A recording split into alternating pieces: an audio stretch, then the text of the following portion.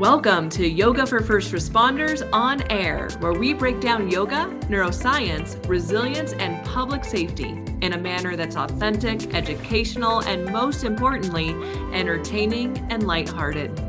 I'm YFFR's founder, Olivia Mead. As a yoga instructor and neuroscience enthusiast, I'm passionate about supporting first responders and anyone looking to improve their overall human performance. Each week, we'll dive into a new topic and often bring on expert guests to share their insights and experiences. But we'll also keep it real and share our own stories and struggles along the way. So whether you're a first responder or seeking to master the science of mental and physical resilience, this podcast is your ultimate guide to triumph over life's challenges with unbreakable strength and unwavering fortitude. By pressing play, your training has begun. It is family recording day here at YFFR on Air. Yeah. We've got mom and dad. We've got the dog. Chewing a ball. We've got our daughter here. This is very on theme for this month, this season. We have a family course coming out. Yeah, and we have my dog here. Yeah, and we've got Pluto. Yeah, because I'm currently making the family and spouses course that's going to be launched December 2nd, which happens to be her birthday, too, our daughter's birthday. We've had so many requests for a course like this. Yeah. And you know, my other children has a party too. Oh, okay. She Ray has children. Other children, she says. That's awesome. And then she name is Sophie. Yeah, Sophie is Ray's really good friend. So thank you for everyone for your for joining our morning. We're drinking coffee, our morning family meeting. So yeah, I'm making this course, and I was telling you about this, Eric, but like I'm trying to create cartoons, right? So that I could do like a little family version or a little kids version, I mean. For all the jobs that AI is taking over, animators Yes, are you not can sit one next of to them. me. No, it's horrible. So I go like, okay, I want to have like, little different cartoons explaining breath work, explaining what we do so that like little kids can be involved. And so I'm like, okay, AI, can you please make me like a firefighter coming home from work and da-da-da. It'll do good the first time. And then it starts to like, I just imagine AI's brain and why are you keeping your eyes open? 1 second, honey. And just like if I saw AI's brain, the cartoon version of it would be like screws and wires and coils like coming out of it, like it's losing its mind when I'm asking. Maybe because I'm asking it to do a picture of a firefighter like doing yoga, and it's like, what the fuck are you talking about? And don't come at me for saying the F word in front of my daughter. We do. This is life, and she has not repeated it yet. So, yeah, I mean, I tried to animate a children's book, illustrate, I guess, a children's book, loosely based on Mickey Mouse and Friends, and we were calling it the Albuquerque Pals, I think. That's right. And like the first 8 pages was fantastic, and then all of a sudden it would just like randomly change the colors of the characters.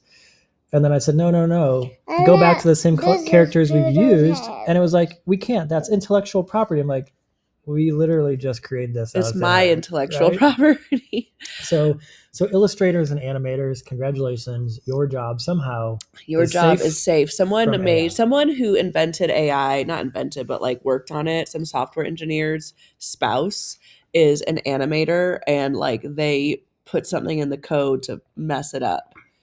Well, so then I was trying to be like, let's have a Dalmatian doing breath work.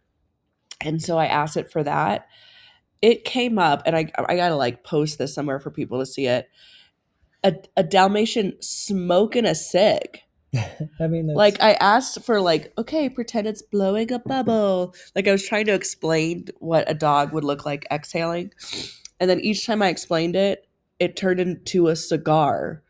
And then it turned into like a PI. Like I was like, how is breathwork Dalmatian firehouse you know, what's the dog that is the PI?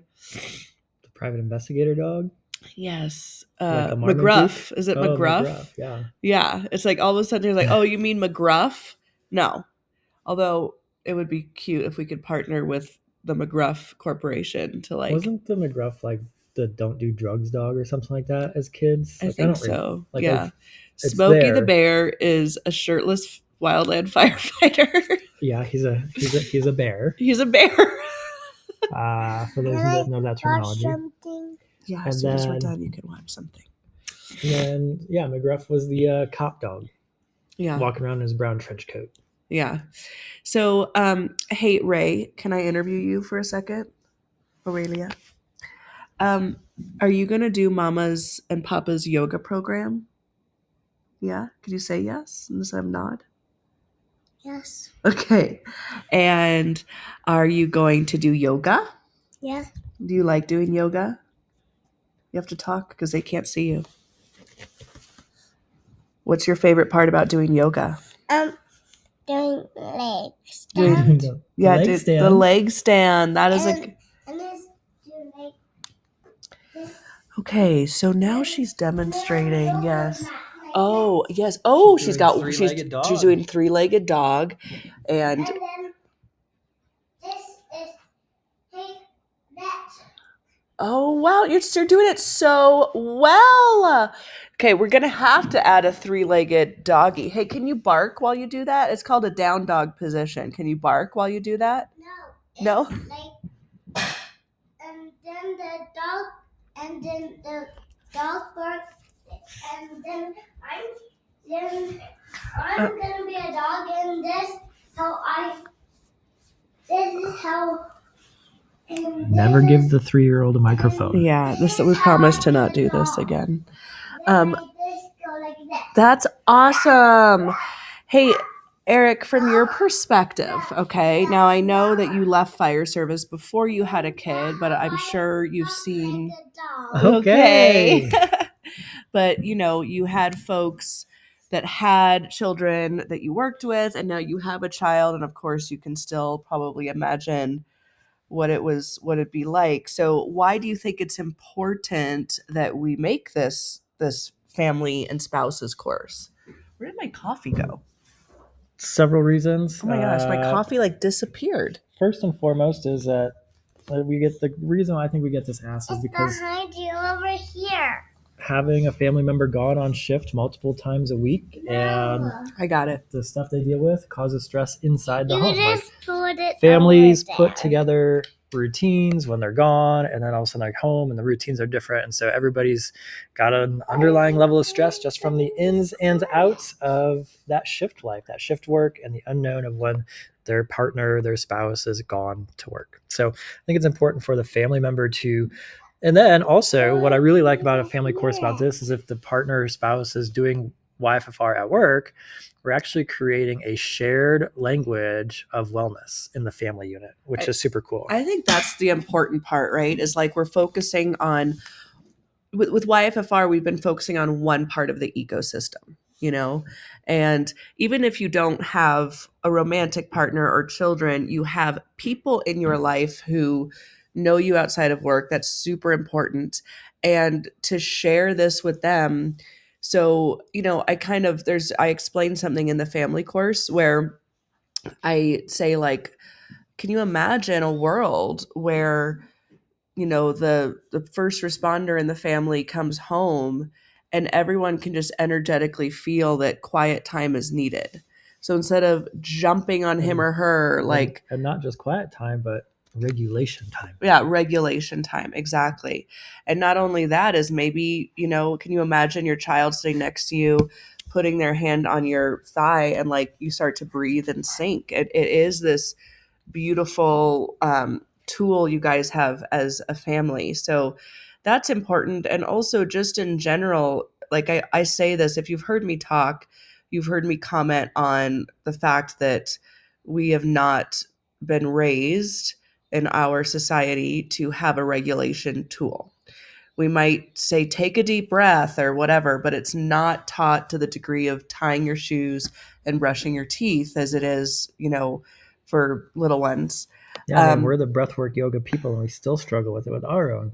Yeah, we still struggle because it's the first thing to fall off the schedule, right? Yeah. We get can't wrapped up in Mickey time instead of breathwork time. Yeah, and it's like, okay, well, if it's the choice between breath work and brushing her teeth, she's gonna brush her teeth, right? And that's a reality. But if we can start to incorporate it as a habit, and it doesn't have to be on your shoulders, like that's why we're making this course. Let us do it. So to kind of help us all get up on the horse, because starting the habit is the hardest part. This holiday season, we're gonna do it together as a community. So it's gonna be like a challenge.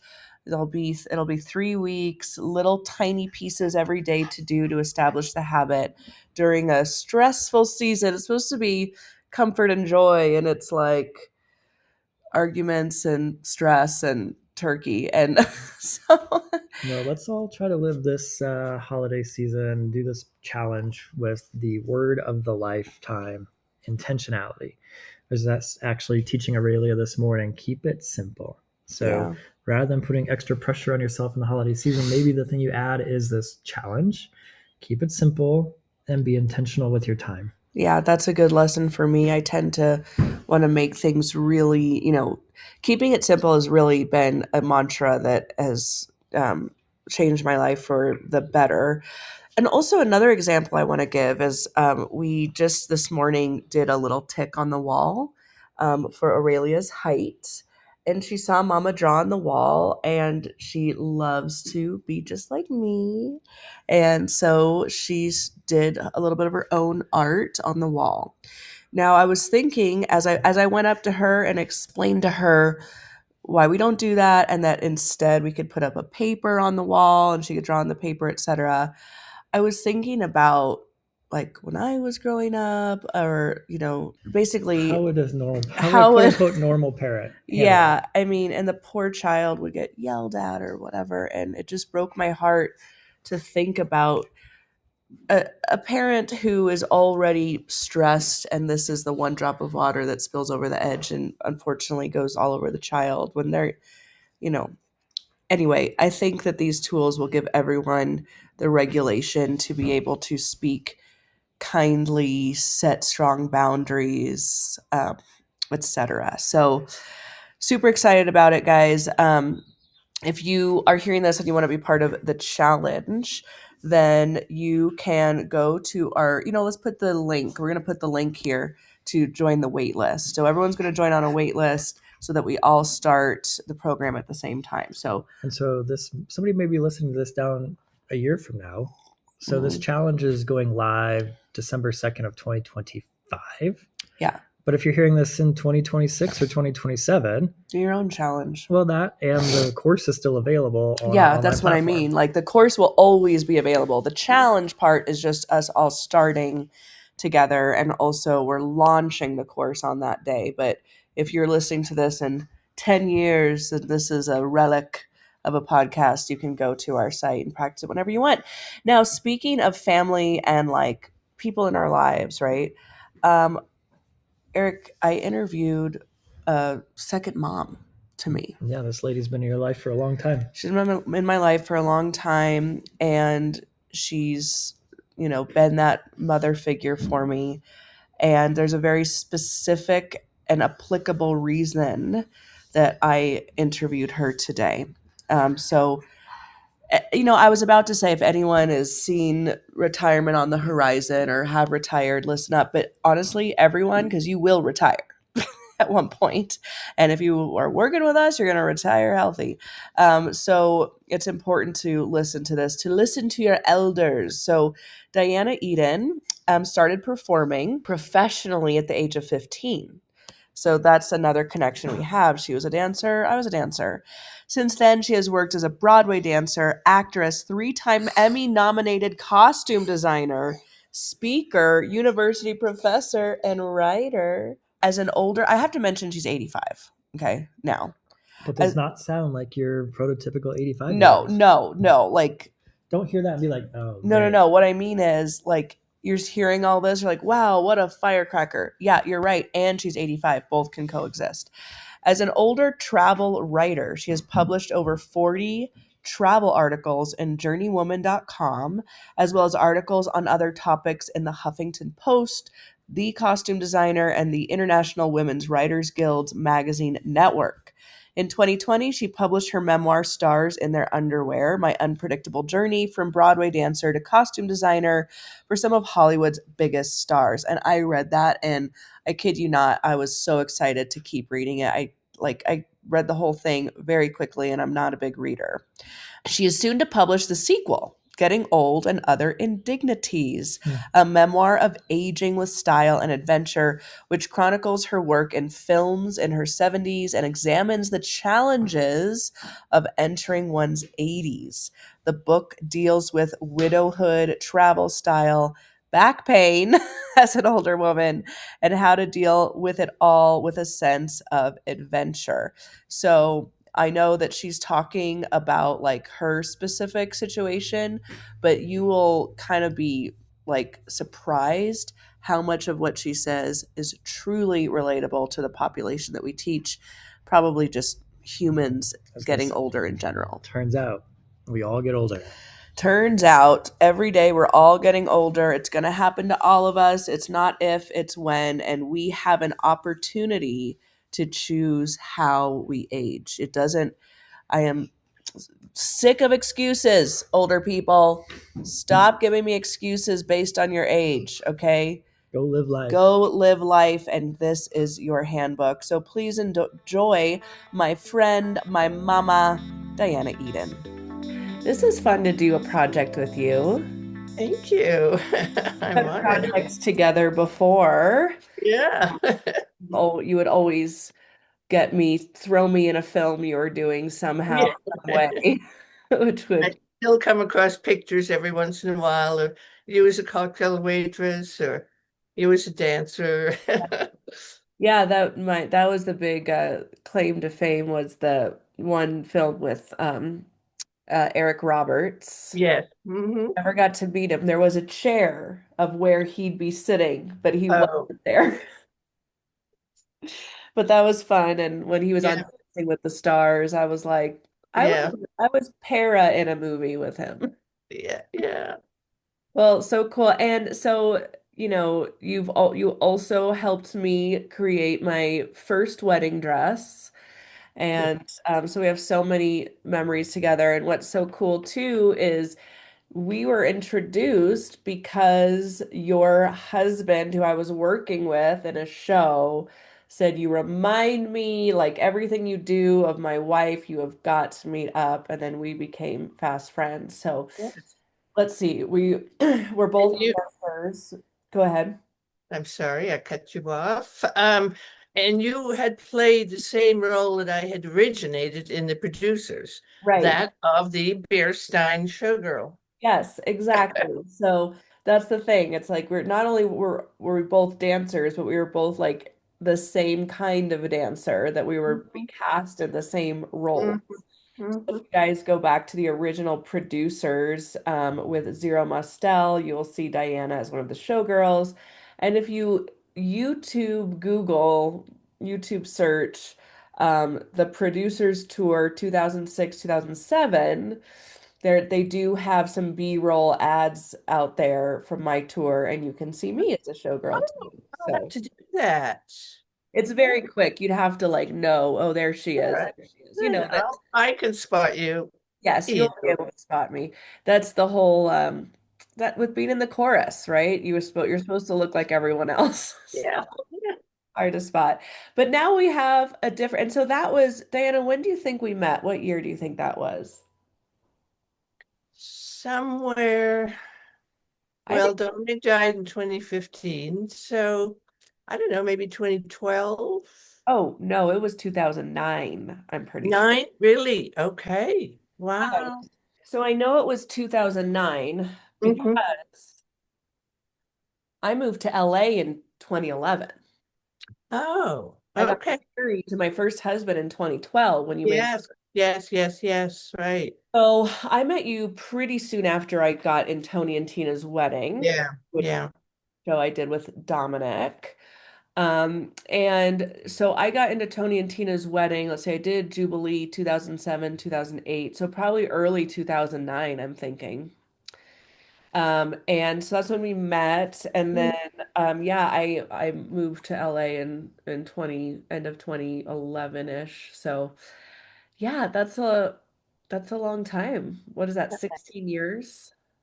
Well, Going into you 17? do the math. Math is not what we went to school for. We went to school for the arts. That's right. Yes. You know, 5, 6, 7, 8. That's it. Oh, I have to tell you a funny story, Diana. Yeah. We were trying to teach Aurelia our address, her home address. Yeah. Oh, yeah. I would say, okay, 13204. Repeat after me. 13204. And she'd say 5, 6, 7, 8. Oh, yeah. I couldn't get her Uh, to repeat. She just would be like yeah. five, Yeah. six. Yeah. What else? Yeah. Okay, so now so much has changed. So when we met, um, you were married to Dominic. Dominic was in a show with me. I was a single gal, dancer, actress in Vegas. Fast forward now, I'm married to my second husband. I live in New Mexico, and you are now a widow in Las Vegas. So, um, tell me about first, just to connect the dots of how we met. How did you meet Dominic? And I know this is in your first book, Yes. Yes. Stars in Their Underwear. I read it from Mhm. cover to cover. I really, honestly, really enjoyed it. I am not saying that because you're my friend or this is a podcast or anything. I just wouldn't have said that. I just wouldn't have said that line if I couldn't wait to continue to hear the stories and keep moving forward. So you do talk about this in your first book, but yeah, Yeah. tell me how you met Dominic and how you guys got to Vegas. Well, I was working as Bob Mackey's assistant for the production of Jubilee, which, for those of your viewers who don't know, was a multi-million dollar spectacular showgirl show here in Las Vegas, which was to open in 1980. And so I was hired as Bob Mackey's assistant, working in LA, producing all the costumes and organizing for their shipment up to Las Vegas. And one day, the transportation company that was going to take a whole load of costumes up to Vegas came in, and the driver walked in the door, and he was stunningly gorgeous. Young, dark hair, dark eyelashes. And anyway, we flirted a little bit across the wardrobe rack. And as I was getting in my car to leave, he said, "Can I have your phone number?" So I gave it to him without a moment's thought. And then I went home and I thought, I just gave my number to a truck driver, who I'd only known for, 5 minutes. Anyway, he came over that night and basically never left for 35 years. Amazing. So yeah, that's how we met. Um, we came up to Las Vegas a lot, with Jubilee, and with my work because I worked for a lot of the entertainers. So we were very comfortable in Las Vegas. Yeah. And when it was time to retire, um, the show that I was designing, Passions, was canceled. And I was 68, and I kind of thought the writing was on the wall, that maybe it was time, because all the producers now seemed like they were, 16 years old and didn't know who I was. And we said, where should we go? So we made a kind of a wish list, and it included warm weather for me, lots of sunshine, a place that was sophisticated and had theaters and restaurants, and a place where we could work part-time if we wanted to, and a place that people would love to come and visit us. And where else but Las Vegas? I'm There like, was yeah, nowhere else Las that ticked Vegas. all those boxes. Yeah. So that's how we got here. And I want to pause there because so this is the podcast for yoga for first responders. So why Yeah. am I inviting Diana on? You just said something that is going to be relatable to a lot of our audience. You said, I was 68. I saw the writing on the wall, and all the producers were like 16 years old. Now, I'm imagining firefighters, first responders that have dedicated their whole career. They're probably in their early 60s, or they're starting to see the writing on the wall. And the new company managers, the people coming up the pipeline, are these young kids now. And they're Yeah. starting to get the vibe that a transition is near. So this Yeah. is the primary reason why I wanted to have you on, and we will get to this. I have a few more backstory questions. Okay. Because I have lots to say on that transition. Yes. And so, but that's the point of having you here. I want to give people Mhm. a little context for you first. Yeah. But Thank you. so we're going to get to how you have um, just made this a thriving, blooming time of your life. And I think there's a lot of our audience could use that, because there is absolutely no structured pathway or manual for these folks. And there is a lot of mental health issues post-retirement because of that. So we will get to all of that. So okay, so you guys were in LA though. Was he Yeah. living in LA or Vegas? Truck, No, he was always LA. Yeah. you just drove the truck to Vegas. Yeah. Okay, that works. That worked Yeah. out. And yeah, and so he was an actor, and like Yeah. most actors, he was driving a truck. He had a second. Yes. Yeah. Okay, cool. And yeah, so Jubilee, what Diana was referring to, a couple notes on that is, so it actually, there was a fire, and she talked about that in her first book too. So it delayed opening. It actually opened in 1982, right? Which was the year I 81, August of 81. okay. Well, I'm six pretty sure. months before I was born. Yeah. Um, Oh, so I was born in 82. But then fast forward 26 years, and that's the show that I was in too. So that's another connection you and I have. I did yes. the show Yes. you were the assistant for with Bob Mackey. Another link here for pop culture is Bob Mackey. Now tell me, Diana, do you know for sure the costumes Taylor Swift is wearing? Are they Yes. just mimicking, or are they Bob Mackey's costumes? Um, I'm not sure. Bob was just on CBS Mornings, and he referred to them as my costumes and that she had borrowed them. I think that they were either borrowed for inspiration or to be modified. Okay. But the white one in particular, I think that is the white finale costume. Yes, and also there's Yeah. one, I can show it in a second, that definitely is the short nude disco costume, Yes. Yeah. the short bluebell um, Yeah. cuffs. Yellow costume. Yeah. Yes, Yeah. 'cause I wore those Exactly. cuffs. Those Yeah. cuffs I wore. I actually did comparison photos. Oh, So yeah. Yeah. anyway, Yeah. that's that. So Diana started as a dancer, transitioned into costumes, and you can read all about that and really fun stories in her first book, Stars in Their Underwear, which is really cool. And I actually was talking to someone about you because they were mentioning the Diana Ross performance in the park. I was Yes. like, I have a, what do you call it, degree connection from that. So Yes. Indeed, you do. yeah, Yeah. Yeah. yeah, so many fun stories. I And know. you and I have started talking again because you've written a second book and we want to Yeah. get it out there and the importance of it.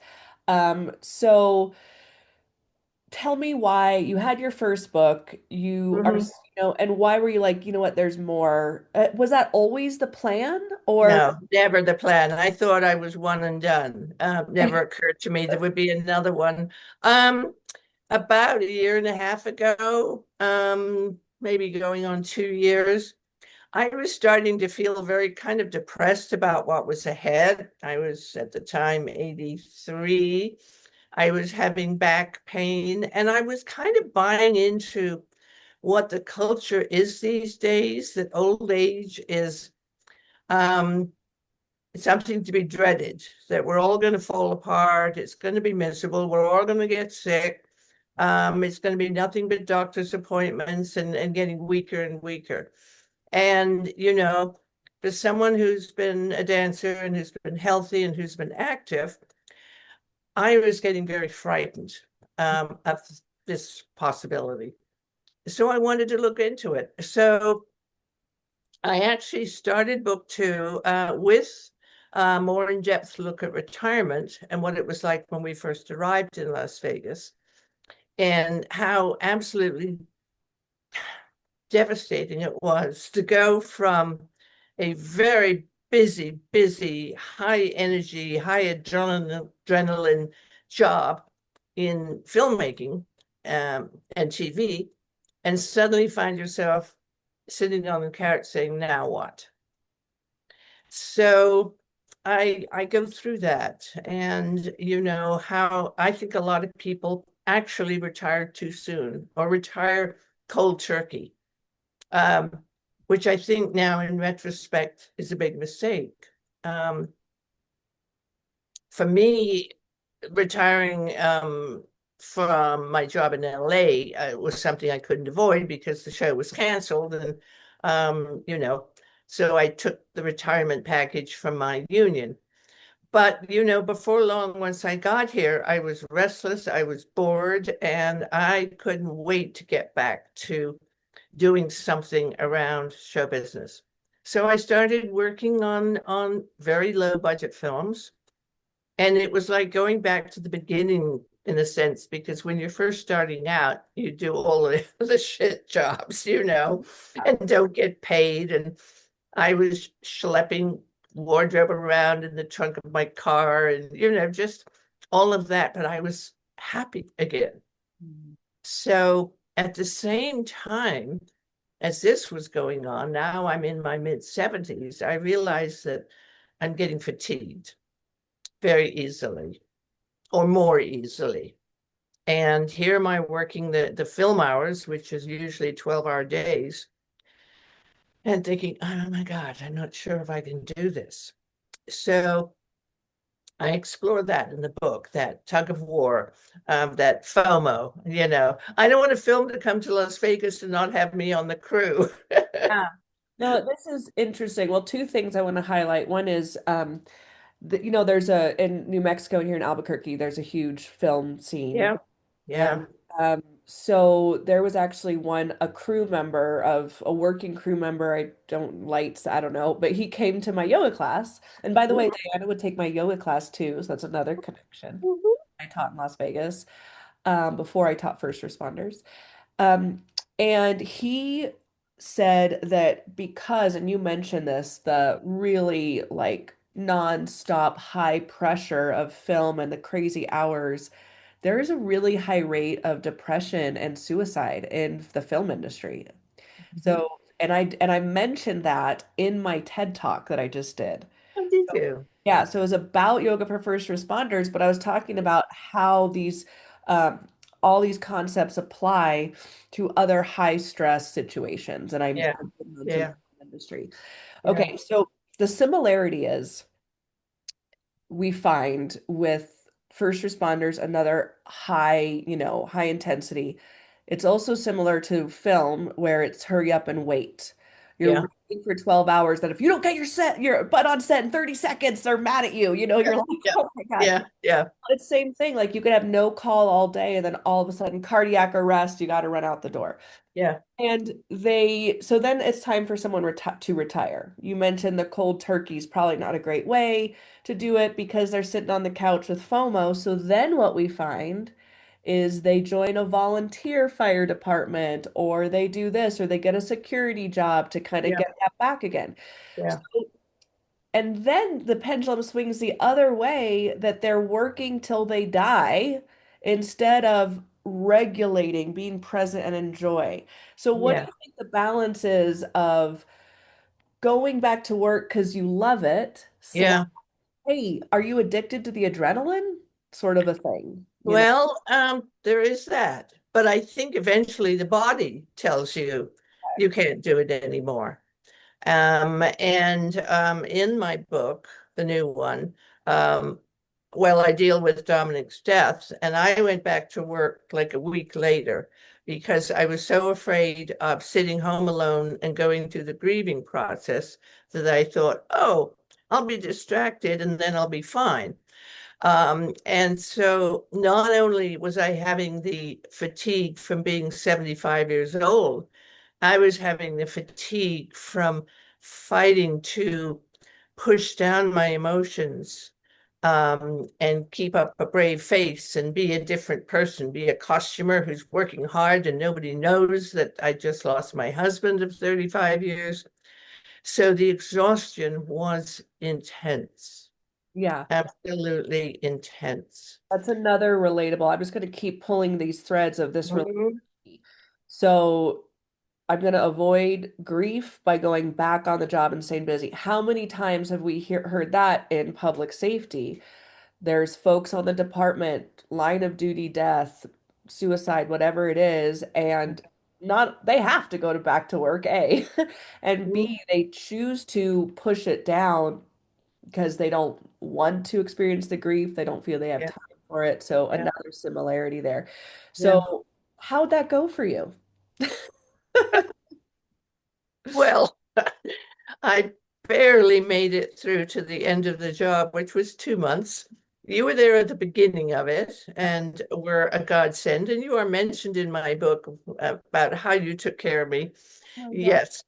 But I would, put on makeup and my work clothes, and off I'd go every day for a 6 a.m. call and get home at, 8 p.m. and just feel wiped out. And this went on for weeks, and I got sick, physically sick.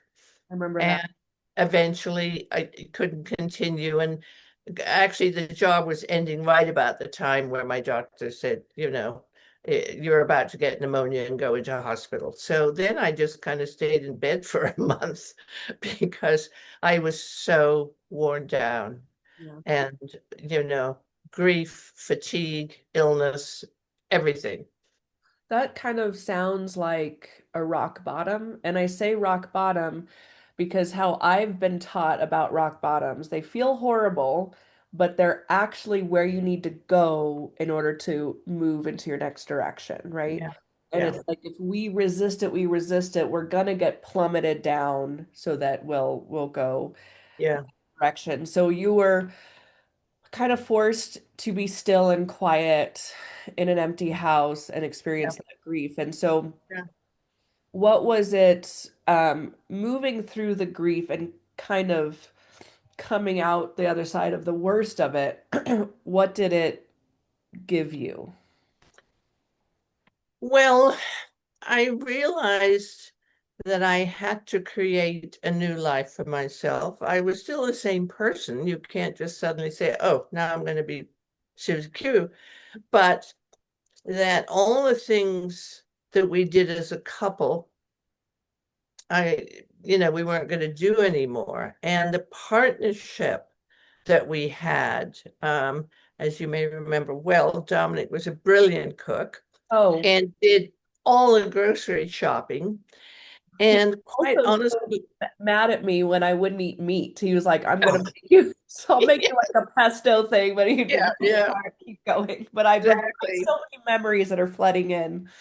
But one of the first things I had to learn how to do, quite literally, was grocery shop. Yeah. I had never liked grocery shopping, so when he decided to do it all, I was happy. I had barely been in a grocery shop in 25 years. I kid you not. And it was horrifying for me. They were too big and had too many choices, and I hated it. And, I had to do basic cooking for myself. So that was one of the things that I had to learn how to do differently. Yeah. Um, I redecorated the house when I was ready. I wanted it to be my space. It wasn't that I was, forgetting him or anything like that, but I wanted the space to be mine. I wanted the colors to be lighter and brighter, and I wanted the bedroom to be a pretty feminine blue. And So, that was something I did. And then a big part of our lives had been travel. And I realized now I had no one to travel with. Um, and, there's a certain shyness in me that makes it hard for me to just have dozens of friends. So I thought, I'm never going to travel again because I don't have a partner to travel with. And I had to learn how to reinvent myself in that way, how to travel. Yeah. So there were so many things that I had to learn how to do differently. Mhm. I think that's the other thing why it's important to have sort of a manual and guidelines is because there are things you don't realize, and if you can be aware of them and start to prepare. So the you're talking about the grief of your husband, but there's grief of losing your job. You're not losing your job, but not being Yeah, in yeah, that job, yeah, etc. And yeah. you may not think of the small things like the schedule difference. Oh, I yeah. I stayed home the last couple days because of being sick and with Aurelia being sick. And the light in my home is different like at 10 a.m. I haven't been home at 10 a.m., right? Yeah, So yeah, I'm like, this is weird. And so these tiny little things that are continuously reminding you of your new yeah, situation. yeah, I yeah, don't think anyone, unless you're told to expect it, you may not realize that. And that's yeah, kind of stings a little bit, I can imagine. yeah, yeah. Well, no one really prepares you ahead of time for the loss of your spouse, partner. Afterwards, there's all sorts of books, how to grieve, how to get over the 7 stages, and so forth. But no one wants to say, well, one of you is going to die, and here's how you deal with it. Well, one Uh, thing you guys did, Diana, though, is you had that binder you guys made shortly before he died that had all of your information in it in case something happened to one of you, right? it was supposed to be me because I was 13 years older. He We're said to me, you he know, said to me one day, he said, if you die, I won't have a clue how to pay the bills. And I said, well, then we'll make a binder. So it was all about my passwords and my, where the bills were. Never occurred to me that he would die. yeah, yeah. Yeah. So, but yes, I do encourage couples to make those books, and there are various different ways to do it. And there's companies, there's something called um, Knock Book, NOK. And I kept thinking, what? Why Knock Book? And then I realized it's next of kin book. Oh, okay. I also was like, what? And Uh, then someone else said there's a book called In Case I Get Hit by a Bus. And then you do the same thing. I actually I created and demanded we made systems for yoga for first responders, and I would Mm, always use that. It's like, what if I get hit by a bus? You guys don't know yeah, what to do, yeah, And yeah. Eric is so great about like setting something up for our house, Mhm. but then I don't know how to do it. It's not that he thinks I can't or this or that, but he just is trying to save me the grief of it of having to do Yeah. something. And I'm Well, in any partnership, each person has something that they're good at, right. and in our partnership, he was good at the cooking and the grocery shopping and the homemaking and the party giving because he was so gregarious. And I was good at the scheduling and the organizing and the paying of the bills and the writing of the thank you notes, Yeah. Yeah, I mean, perfect partnership for sure. Yeah, yeah, And so with that, you also touch on the fact that the group of people that you would be in contact every single day, yeah, when they're gone. yeah, So, and now let's compare that to a first responder and their crew. Your crew yeah, is your little family. You spend exactly. 30% of your time with them. You Yeah. spend the holidays with them.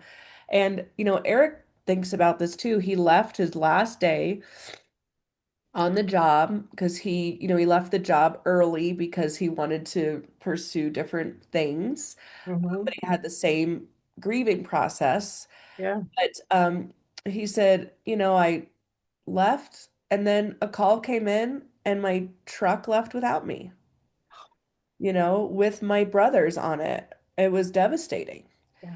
And yeah, so like they're and it's almost like I'm reading a book right now called Signs, and it's actually by a neuroscientist. She's a Mhm. medical doctor and everything, and so she's very scientific, but her husband actually passed away, and she started to kind of feel and see signs and wanted to scientifically figure out what was going on, right? Mhm. So anyway, that's another thing, but Mhm. it's almost as if they all got the folks that you had in this life got on a train and went away, and you're like, I'm still here. Yeah, So, yeah. so tell me a little bit about that experience. Was it similar to Oh, losing? yeah. Well, and working on films, it's been the same family thing. You're working on a project that is a very specific project, and it's very intense. Now, in the case of films, it's not an ongoing thing. It's a 3-month project or something like that. But you do form these bonds because you get there at 6 in the morning and you're together, you have catered lunch where you sit at long tables together and you eat together. And so you have this bond. And I mean, I had depression very often when a TV series that I'd worked on for a whole year ended, and suddenly where are my people? Right. And you can't take up with them socially the same way. You can't just say, well, they're still my friends, for a number of reasons. They may live further away. They may have a young family, whereas you're an older person without a family. So they're going back to, school meetings and parent meetings and a whole different world. But when you're on the film, you're together and you have that connection. Yeah. So yeah, I lost my LA film family. I lost my um, TV show that I left family. Um, my Costume Designers Guild, which is my union. I had been vice president of that union and been on every committee, so all of those things. Um, I lost, and it was really difficult. But I have to find new families. And Yeah. one of the families I have found is my film family teaching at UNLV. Yes. And What I want to talk about next, which is the connection between purpose and ongoing resilience. mhm, So it sounds like when you lost all those things, purpose is lost. Why am I even here? What's my role, right? And it seems so. Let's talk about now how you have given yourself a purpose again and how that equates to your continued resilience as you age, right? Because I feel like I look at my daughter and we're born. I want to say, there's this like resilience cloak. That being said, since her brain's not fully developed, everything's a big deal, So, oh like yeah, yeah, lacking yeah, resilience in that sense. But yeah, fall back up. I mean, I can't imagine crying as hard as she does, as many times a day. I'd be into a mental institution, I mean, yeah, yeah, yeah, oh yeah, but then like 2 seconds later we're happy again. But then as you age, just like our skin, it gets a little thinner and we have to like really contribute to our resilient shield. That's how it feels yeah. for me. Interesting, interesting.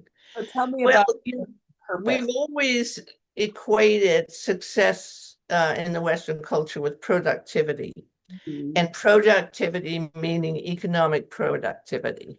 We want a result. This is what I've done. This is what I've accomplished. Um, you know, and you really have to learn that it's not all about productivity. It's about contribution, reflection, and enjoyment, a certain kind of peace. And one of the things I think is so important for aging well is social interactions. Now, I live in a 55 and older community, and there's a lot of activities here. I can go, do a potluck dinner with people, or we have outings, and that's wonderful. And I'm I'm very grateful for the people around me, but they're all my age. Okay. Yeah. And I find being in the university where I'm interacting with 20-year-olds and with my fellow professors who are 40, 50, 60, is just keeping me alive and healthy. It really is. Yeah. And people say, how long will you keep teaching? Well, I will probably keep doing this until something happens that tells me that's it, I can't do it anymore, you know? Yeah. And I think that's important too, because when you say, okay, this is great, I have this social circle where I live with my neighbors, but it's important to visit other demographics. Yeah, Uh, yeah. First responders tend to hang with first responders. Mm-hmm. I'm sure after one retires, they join their spouse and their group of people when Yeah, they're yeah, older. So thinking about that, like, okay, what are other groups? I'm so impressed with you, Diana, because with technology, Zoom, social media, an excuse I hear a lot from folks my age and not even that much older. They love to talk about, like, oh, technology, I can't, or this or that, or whatever. And I know older folks who aren't really putting in the time and the efforts to stay with what's new and developing. yeah, yeah, And I am patient and used to be sort of like, more forgiving of that. And then finally I was like, no, you're choosing yeah, not to open your eyes to the younger yeah, generation and the new yeah, technology. You can easily do it. yeah, And I yeah, know in your case in point that if you put yourself in the situation, you can learn, you can stay on the up and up. Uh, yeah, yeah. so I think there isn't an excuse for it. You have to make the choice.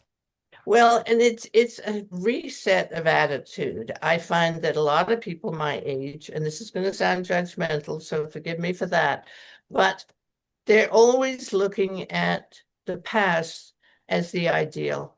Oh, Las Vegas used to be great. I remember when Las Vegas was, blah, blah, blah. Or, oh, I wish things were the way they used to be when we first moved into the community. Everything was, I wish it was the way it used to be. And you really have to reset that attitude. And it starts in the smallest ways. Um, you can catch yourself suddenly thinking, oh, this orange cone is on my street again. Oh, I wish that.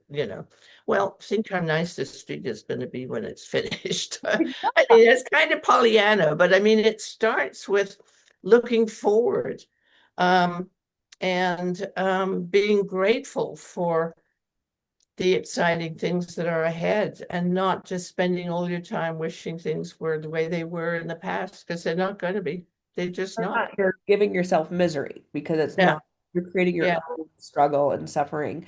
yeah. And again, this parallels what we do because one thing we add with our approach with yoga for first responders is cognitive behavioral techniques, mindset framing. And we Mm, have our students literally say affirmative phrases that they truly believe and in their voice. So it's not like I am great. It's really like, I am in my power or whatever it is, but you need to train the brain to see, the positive, or we call it the challenge versus the threats. So mm, those mm. orange cones, oh, threat against my everyday enjoyment. Or, okay, it's a challenge and I have to go on this side of the street, blah, blah, blah, blah, but the street's gonna look great. So if we have to turn the wheel though. It's not Yeah. on, No, it's not. It's a practice. yeah. It's a And practice. that's again, this is Yeah. my hope and what we do with YFFR is that we Yeah. train folks while they're working to do this, these Hmm. techniques and this mindset, so when they do retire, they have the tools already. Yes. Yes. I watched a very interesting podcast this morning, with a woman who is only in her 60s, but she has made quite a scholarly study of our lifespan. And she said, just as in the 70s, there was a huge influx of women coming into the job market, there is over the next 10, 20 years going to be a huge influx, if you will, of women in their last quarter of 100 years. In other words, people are going to live to be 100. Oh, yeah. More and more and more. And we need to adjust how we are in our 50s and 60s and 70s so we're ready for it. I know. So, Imagine living 30 years in misery, oh, just I know. be better. Yeah. So she actually advises companies about ageism and, keep saying, it's coming, it's coming. You're going to have to, get used to the idea that you are going to have 90-year-olds still in your employ if they want to be. Yeah, Not that everyone is going to work until 100, but the fact that how she put it, she said that your health span is not as long as your lifespan. And so it's important to expand your health span as your lifespan increases. I know. I thought that was just Yeah. on the money. And that's exactly the tools that when folks talk about stretching with yoga or whatever with yoga, I'm like, what it really is giving you some tools and a skill set to lengthen that health span. And Yes. not just Yeah. physically, mentally, neurologically. Yeah. So that's exactly what we're hoping to, Yeah. Yeah. Wonderful. So your book is Getting Old and Other Indignities. Yes. I have to. It arrived. The first box of copies arrived yesterday. So there it is. It looks fantastic. Thank you. Thank you. So that was exciting. So shiny. So give me an indignity that you have been able to turn into humor and a story. Well, um, one of the indignities just happened a month ago when I was eating a very, very modest and unthreatening chicken thigh and broke off my tooth, right in the front. And, my first reaction was, oh no, oh, this is terrible, And then I just said to myself, hey, I'm at a stage in life where things are going to break. And I'm lucky enough that, I can afford a good dentist and, they'll fix it. And So, but honestly, that's the thing is like, can we just be in that, like accept it? Like, okay, tooth yeah, out, tooth in, yeah, yeah, yeah. It's Now, truly a mindset thing. and I do grant that I am privileged to have, access to a good dentist and the money to pay for it. Not that I'm wealthy, but you know what I'm saying? And not everyone has that. So, That's good to acknowledge. But yeah. so let's talk about that with aesthetics too. I saw your social media post where you said maybe you call me vain or whatever because you still dye your hair. And I want to take that phrasing out. I don't think, what is it? It's let's take away vain. Let's take away, why can't we contribute to how we look and feel good about it? So tell me about that. And after that, I want to hear a little bit of what can someone do? So let's say they don't have money or access to things. What can they do to elevate their appearance to feel good? But first, let's start with aging with style. Okay. Well, I use the vain and shallow with a little tongue in cheek, but I actually looked up vain in the dictionary. I often do before I start to write about something, and it said excessive attention to one's appearance. And I thought, well, if you just cross out excessive, Right. attention to one's appearance isn't a bad thing. Anyway, I write a chapter in Getting Old about the fact that I've always been a redhead. It's how I identify. I am a redhead. I have no problem with going every 5 weeks and getting a cut and color. And, I don't feel like I'm inauthentic because I'm not letting my natural color. Yeah. And there is that kind of that other side of the fence that say, if you don't accept how you look without makeup and without hair dye, you're not accepting your age. And I just disagree. Yeah. I think you said the word, which is authenticity. Yeah. Everyone has to do what's authentic to them and Yeah.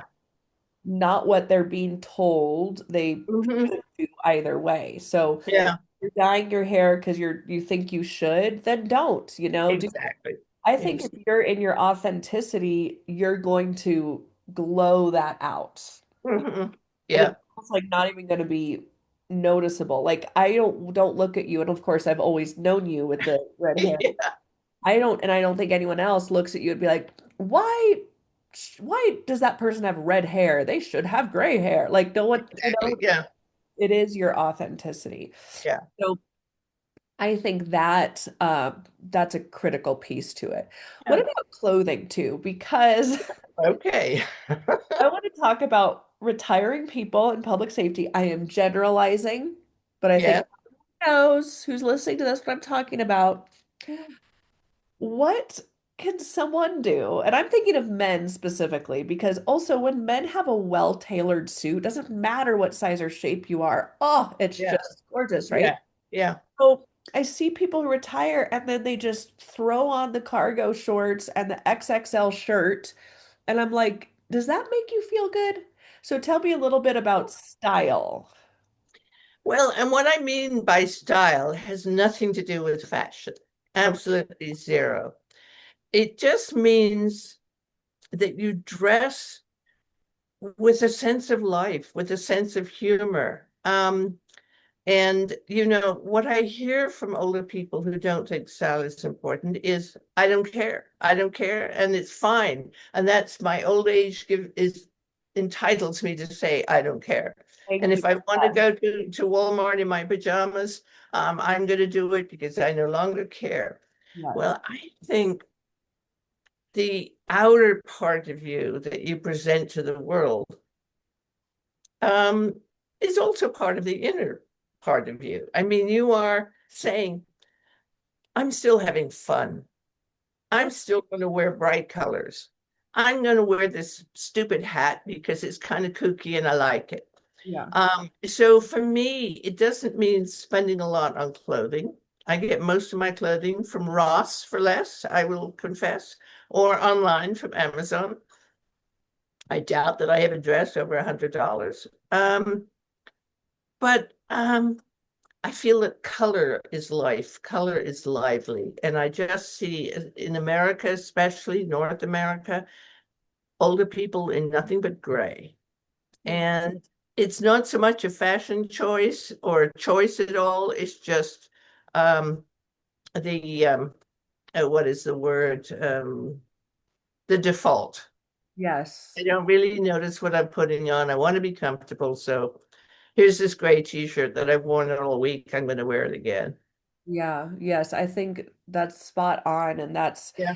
thanks for saying that because I feel that with older people that I want to pull that out of them and it's not my Mhm. place to comment on it. Yeah. But that's exactly how I feel. And you mentioned, this country or, you come to us from England, Canada, then the US. Do you notice a difference in aging between the USA, Canada, and England? Or are we all kind of having the same society norms? Well, American Canada, I don't see any difference particularly. But when you go to France or Italy or Spain, there's a lot more attention to style. And the style can be very simple. It can be a perfect pair of black jeans and a pure white shirt with a collar tipped up. It's just um, they just seem to have more fun with what they put on their body. And Naturally, as a former costume designer, I think of clothing as an expression of yourself, whether you know it or not. And so why not express yourself? I think, and for me, it's the correct style and size. I'll give you a great example that I should have been texting you with this too. I'm just realizing. But so as you know, I've actually did message you a lot about this, that when I started going through IVF and having a baby, my body changed. You knew my Yeah, body so well, tall dancer, easy, got it. But then my body changed. I started doing hormones and, getting pregnant and stuff. And yeah, so I kept trying to fit in old Olivia style. mm, I was like, something is not right. yeah, So I've been working with that. But for my TED Talk, I have a couple friends who are very stylish. And for my TED Talk, I took them shopping with me via FaceTime to Dillard's. And Dillard's is great. I went back to like department store shopping, which a good yeah, department store, like yeah, they're so helpful. They bring you what you yeah. it's amazing. And so I feel like I stepped into New York City real quick, even though I was in Albuquerque. Mm. But I was taking pictures and we were really finding a style for my body.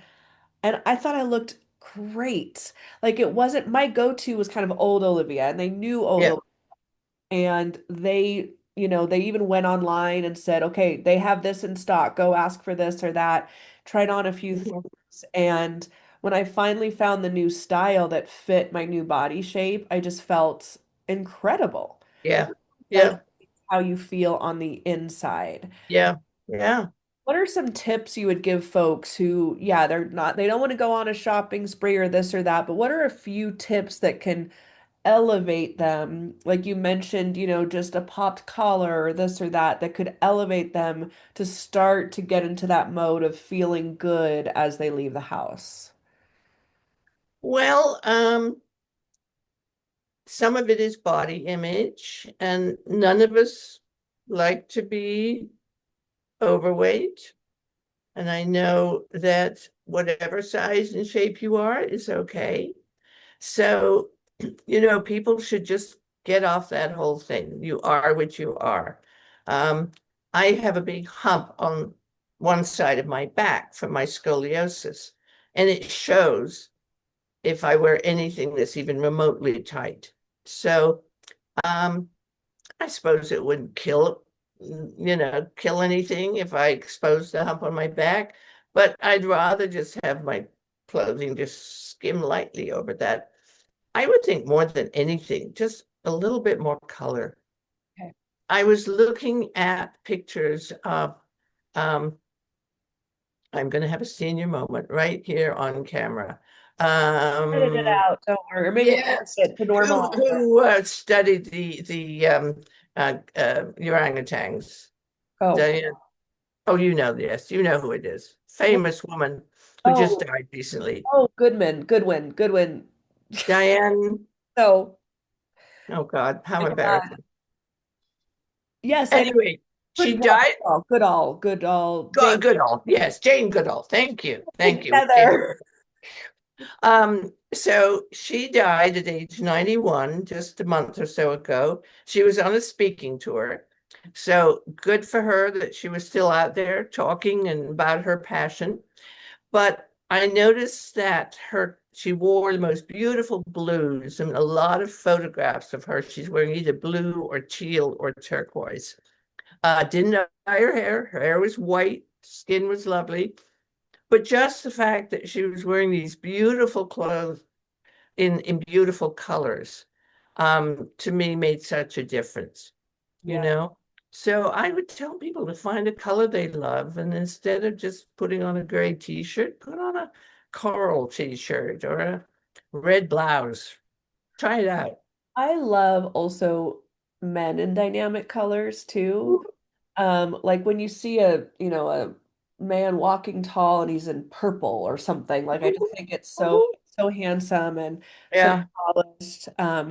And I would also say like, yeah, let's chuck the t-shirts and let's get even into a V-neck shirt would be better than just like Mhm. a t-shirt. And so I Mhm. think little tiny things like that would help. So we talked about, in Europe, just how style is important. So let's talk about travel and like, so you did continue to travel. You thought you Yeah, would, but you did. yeah, yeah. So, A, how did you get on your first plane after Dominic passed? And secondly, how has travel kept you mentally agile?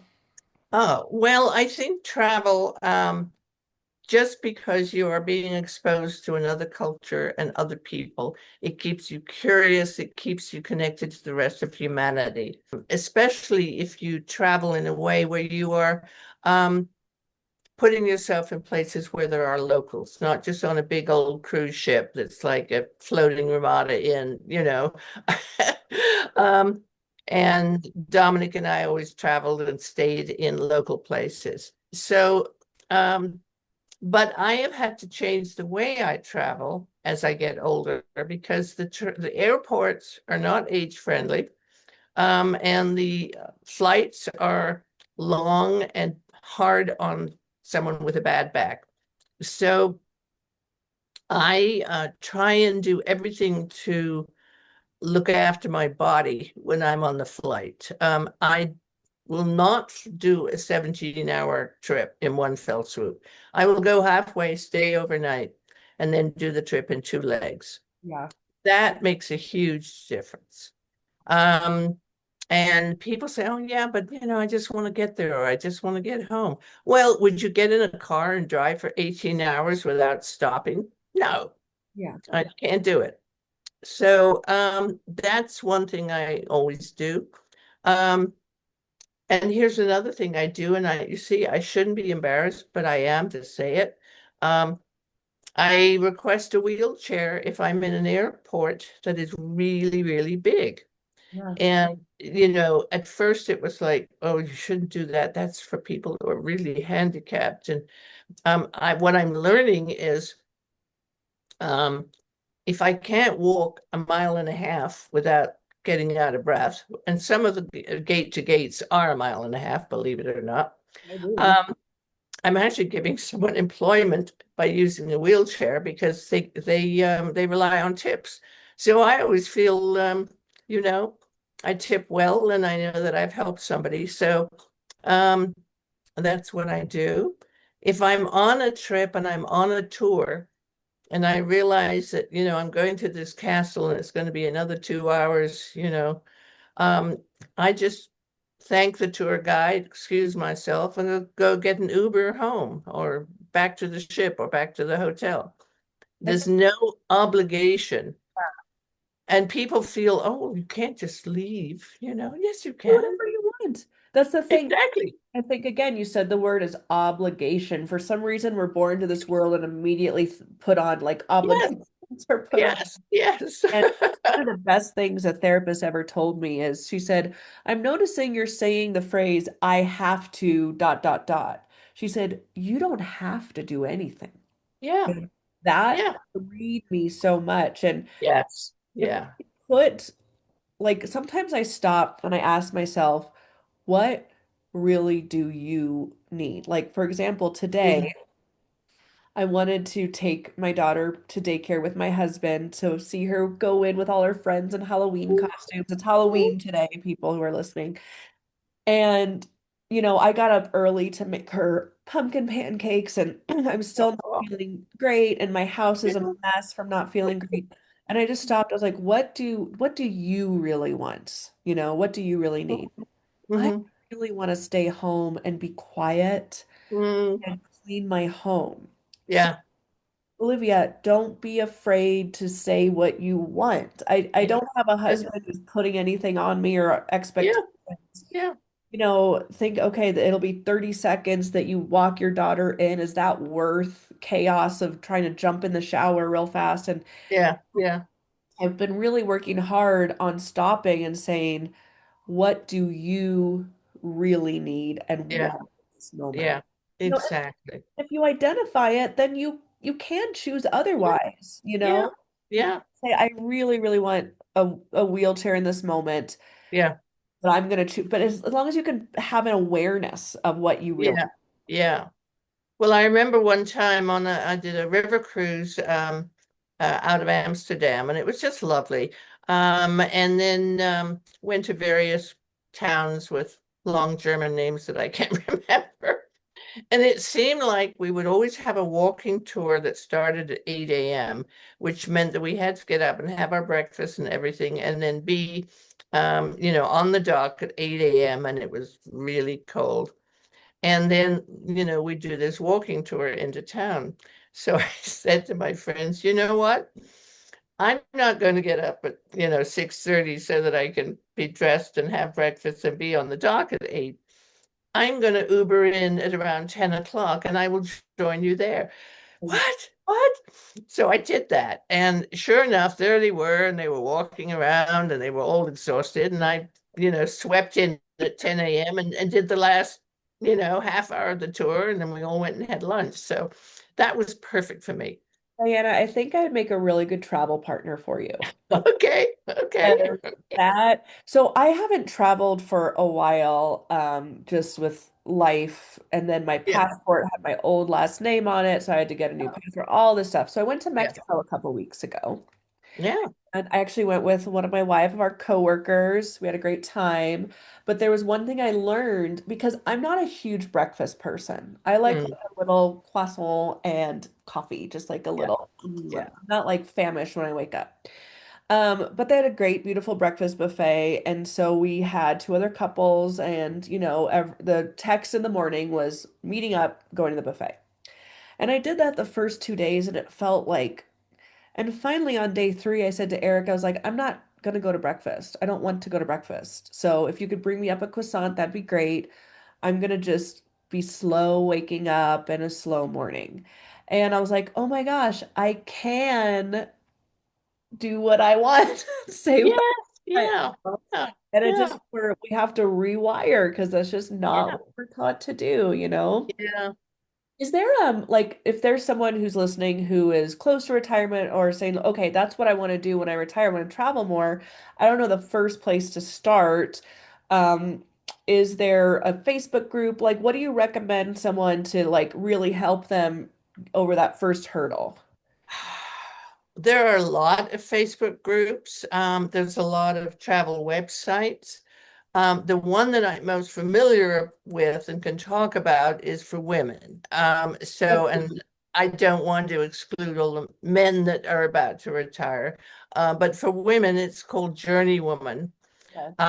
And it is exclusively aimed at women 50 and over, and very much women who want to travel solo, though that's not the only way to travel. And it has a ton of articles of interest, everything from places to go, but also ways to travel. And do you want to travel for a retreat, or do you want to travel to learn something, or do you want to travel just to put your feet up on the beach, Um, I don't know if there are similar websites for men, but there are a lot of Facebook groups, seniors over 50 travel group, whatever. I would just search Okay. and then talk to people, because the moment you start talking about travel, you will find that there is so much information there. Okay. All right. So just you got to just take initiative and start putting the pieces together. And Yeah. nowadays, man, the translation apps, I just got the new Oh, AirPods that yeah. translate for Oh, you. really? Oh I my haven't used them yet, but like, so God. there's so much to make it Yeah. Yeah. easier.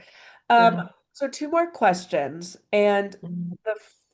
okay, the first one is if there's just one little mindset shift or ritual, because I find too that when you're stuck in one way of doing things, maybe you've started retirement, you're just sleeping every day, whatever. What's one little mindset or ritual or tool one could implement to kind of start to turn the ship around to a more purposeful life? Well, it's going to sound corny, but the gratitude. Yeah. I think if you wake up and you're feeling funky and you just want to stay in bed, naming one thing you're grateful for.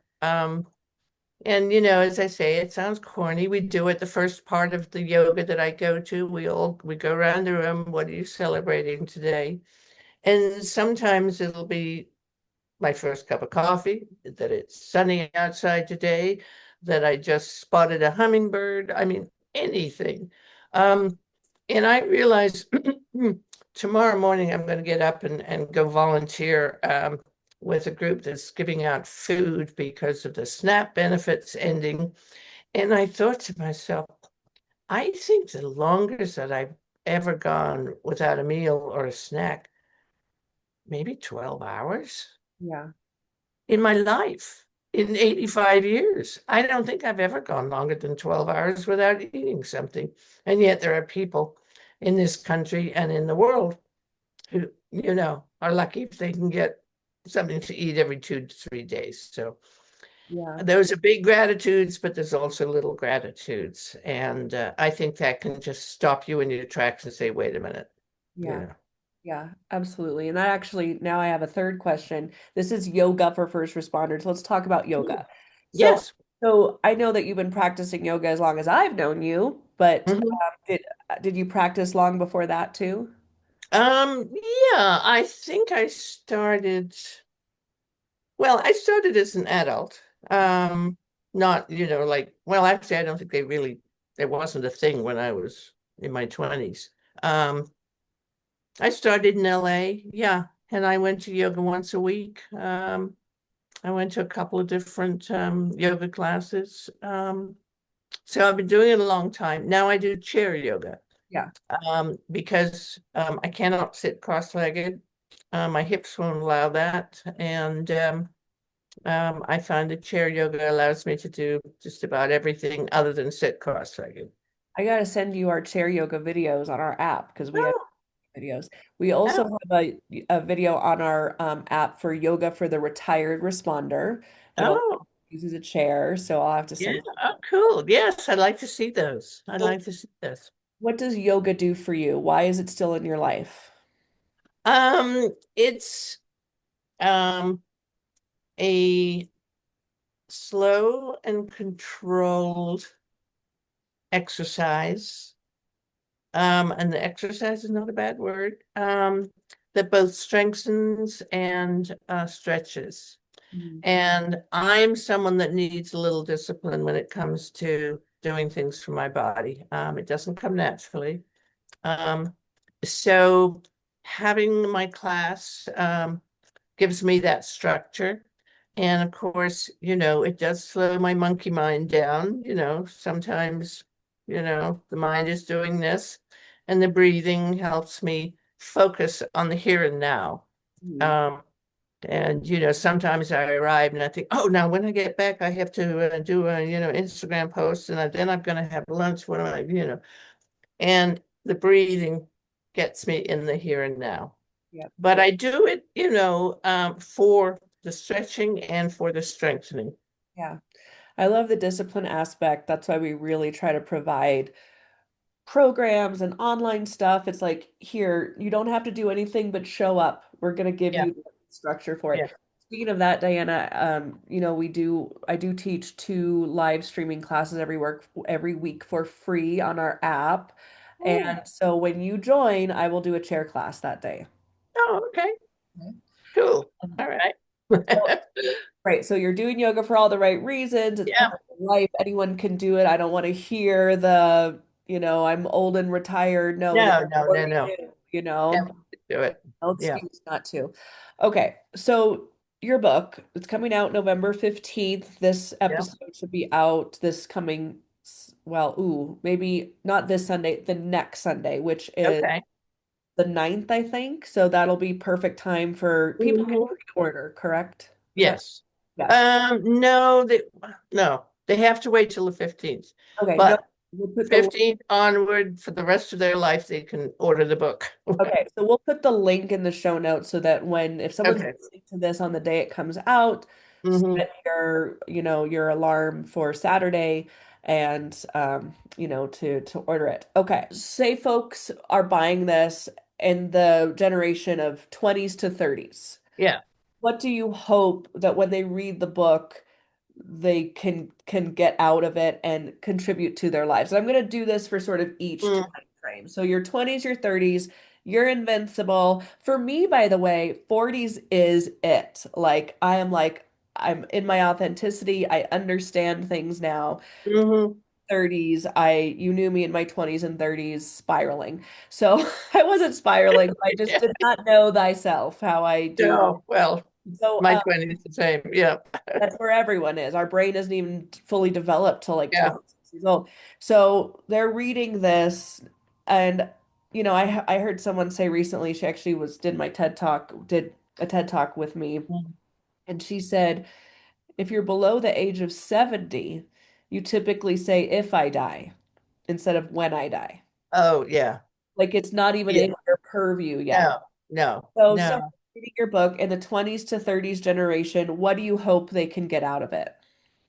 Well, I hope that they see that um, older people um, are not some group of people that are like way different from them, have no idea about any. I'd like them to see an older person as a real person who's still alive and having fun, and that has some wisdom. Though, the wisdom part, I don't lay into, I don't preach in the book. I don't say this is how you do it. I tell my story about how I'm doing it. And I'm hoping that, some wisdom comes out of it.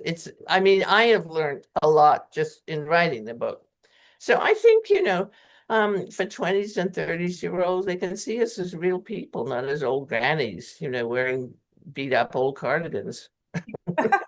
Yeah, I love that. So for that generation, I mean, look at this book as, being educated on an entire population that could give you so much wisdom. I mean, I have two business mentors. I know that one's 87 and the other one, I don't know how old he is, but I venture 90.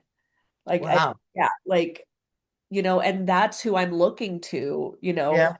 for Yeah. advice. I absolutely love them. So great. Okay. So now let's talk about 40s and 50s. Okay. So someone in their 40s and 50s. So me, when I read your book, what is your hope that the intention would be? Well, that you're just beginning to think, how am I going to prepare myself for 60s, 70s, 80s? I mean, um, you have to expect that you're going to live a long time. And if you don't, you don't. So, I mean, if you can look ahead and say, well, down the road, I know I want to be prepared. So I'm going to keep myself physically very fit. And I'm going to eat in a way that I think is healthy for me. And I'm going to keep educating myself and stay curious.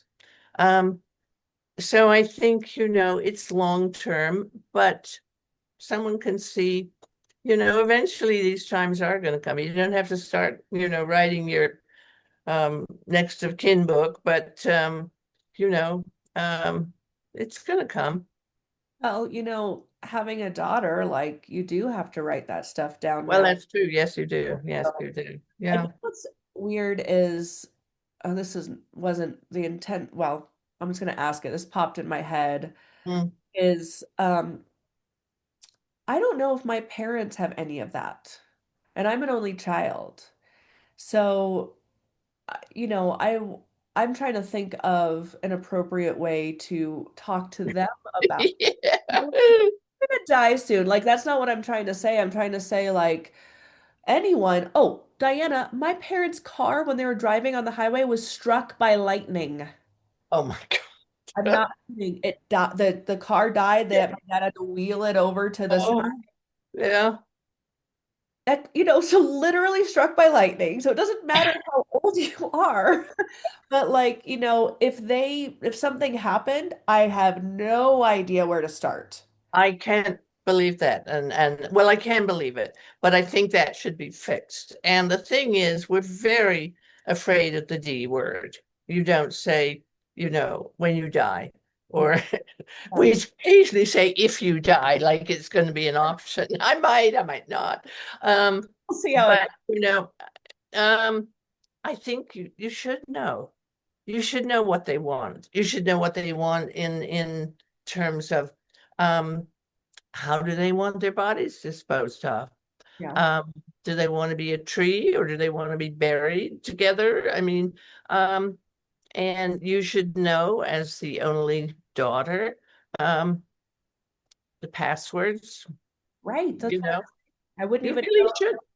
And it's scary if you've grown up in a family that hasn't talked about these things, then it's very scary because you think if I bring it up, they're gonna think this or they're gonna think that.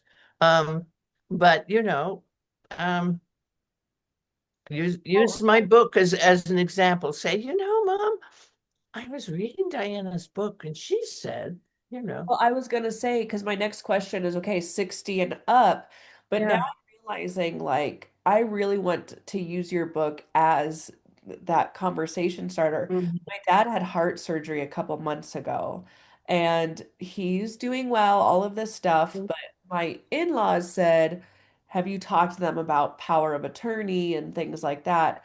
And I was Yes. too scared to talk about it because my dad was nervous and I didn't want it's for yeah, we are not a family that's spoken about Yeah. it. Yeah. Hard. As soon as my, my godmother, my dad's sister passed away, my mom was crying. It was like, I don't know, it's just hard to talk about. And I'm hoping your book can be a good, I feel comfortable talking about that. I don't want to make them uncomfortable. So I'm hoping my Yeah. book can, Well, and they may be initially. So it's going to be, you need to set the tone. So if you're nervous, I hate to bring this up, but if you set the tone and you talk about it as though it's the most natural thing, like you're going to find out what they want for lunch tomorrow, yeah, would be my advice because it really needs to be talked about. And um, I've seen so many cases where it hasn't been talked about. And recently, a woman in our community was on life support and she'd been sick for like a year and a half. And her husband said, I don't know where her, what's the form you fill out before, you do not resuscitate. I don't know where that form is. And I thought, you've had a year and a half to find that form. yeah, So a lot of people don't, but you know, dying is just another process that we're going to go through. So if you can be better prepared for it and able to take, if you perhaps present it as um, being more equipped to for their needs. What are your needs going to be if you're sick? How can I be more helpful? Perhaps if I had power of attorney, when that time comes, I could be more helpful to you. yeah, So if it's presented as something that benefits them, yeah. that might be a way to approach it. So is that part of like, so what would be your intention for those over 60 reading your book? Um, well, just to enjoy it, to enjoy it and to see that there's a different way. If I could learn to feel better in the last year and a half about what's up ahead, maybe they could too. Because I went through a whole period of dread. Um, eventually I'm going to have to move out of my house to some horrible little home somewhere. And, um, it just, I learned by going through the process of examining these things, how to let go of all the stuff that we have. And as you can see, I still have a ton of stuff, but what does it mean? Well, it really doesn't mean anything because 50 years after you're gone, no one will know your name. Yeah. I mean, And when, and that's kind of hard to accept because we all think that we're really important, that our work is really important, that our things are really important, and they're really not. After one or two generations after you are gone, I mean, no one will ever have heard of me or know my name or remember me. I mean, 100 years from now, do you know anything about a great grandparent of yours? No, Not great, great, great. I know no, great. no. The name Well, that's is great. okay. That's Yeah. about as far back as it goes. Oh, yeah. Yeah. So when you kind of start to think about that, then really is a program from one of the shows that I danced in 50 years ago really that important to keep? Right. Yeah. Not really, Like we're know? searching for, we keep those things searching, kind of knowing that will be forgotten. So it's like uh anthropologists, like we're trying to leave Yes, our right. traces, our bones, Yes, you know. yes, Uh, exactly. Yes. so when you said you were, like the investigation you did to write this book and that you learned stuff, Mhm, what kind of mhm. research were you doing? Well, I actually went and visited an assisted living facility because I thought they were all horrible and smelled of urine and, had people staring off into space, and that's really not so true anymore. Oh, okay, I thought you were Um, gonna say, and that's exactly what I found. no, no. Um, and that took some of the fear away. I thought, there's elements of this I'd probably enjoy because there's, a Yeah. community there and people there that, um, but that really scared me. Just I mean, I have been reading a certain number of books on the aging process. And there's a lot of substacks on aging.